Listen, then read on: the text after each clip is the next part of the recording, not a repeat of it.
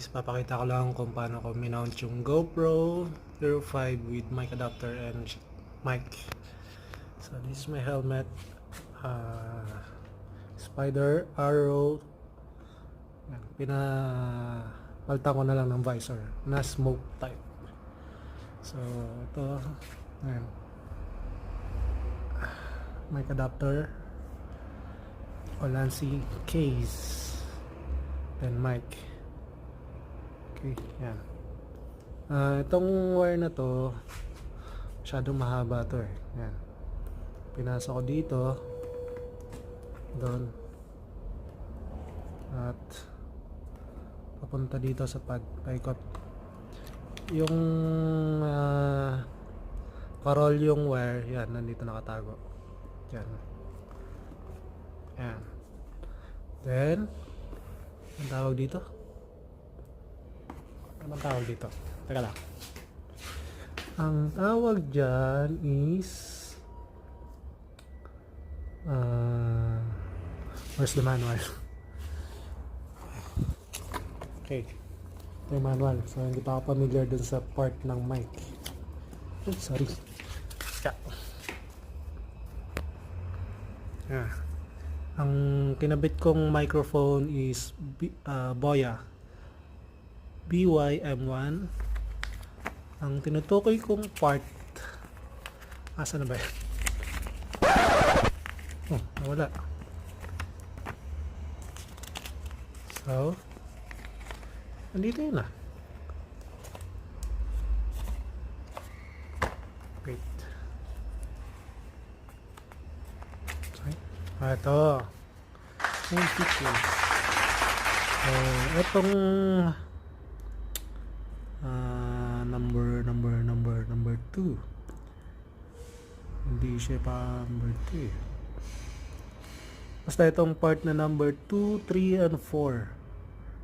Yan, hindi ko alam kung anong tawag dyan. Power pack. Oh, yan, sige. Power pack. Yan, dito ko kinabit. Total may clip siya. Minount ko na lang dito. Yan, stable na yan mga paps. Tapos yung wire nilusot ko dito, balinta doon. Then yung another na nakaspool na wire nakapasok dito sa pads. Then yung mismong mic, ayan, nakalabas na ng konti. Focus natin. Ayan, nakalabas siya doon. Doon, yun, yan. So para kahit nagsasalita ako, yan, hindi siya direct natatama doon sa mic. Diba? Ayan. Ganyan na yung pagkakamount ko.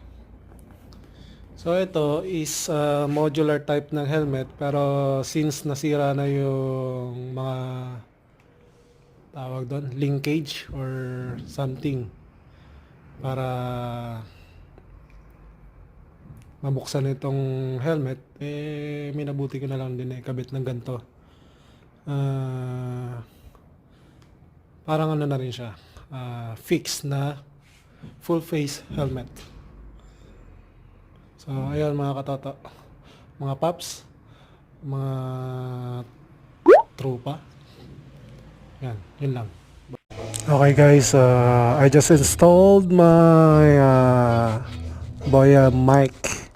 So sound check. This is just for testing the mic. Sound check. So this is how I mount my GoPro here. Paano ba to?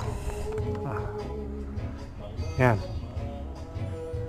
So mic adapter for GoPro Hero 5 and mic. Actually guys, iisip ko kung paano ko ikakabit to. Ang haba, sobra. Nasa 3 meters yata yung wire. So yan, pinasok ko dito, pinasok doon. At yung ang tawag doon, basta yung malaking part nitong mic na to, kinabit ko dito sa likuran, dito. Sa baba lang naman ng helmet, then pinulupot ko na lang yung wire, then pinasok ko doon sa maluwag na part na itong mga pads. Then nilabas ko yung, syempre, yung mismong mic dito sa gilid lang, para kahit tuminga ako, gaya nito, O kapag nagsasalita ako, yung direct na hangin na lumalabas sa bibig at ilong ko, hindi siya masyadong naririnig. So, sana sa lahat ng sinabi ko, na-record to.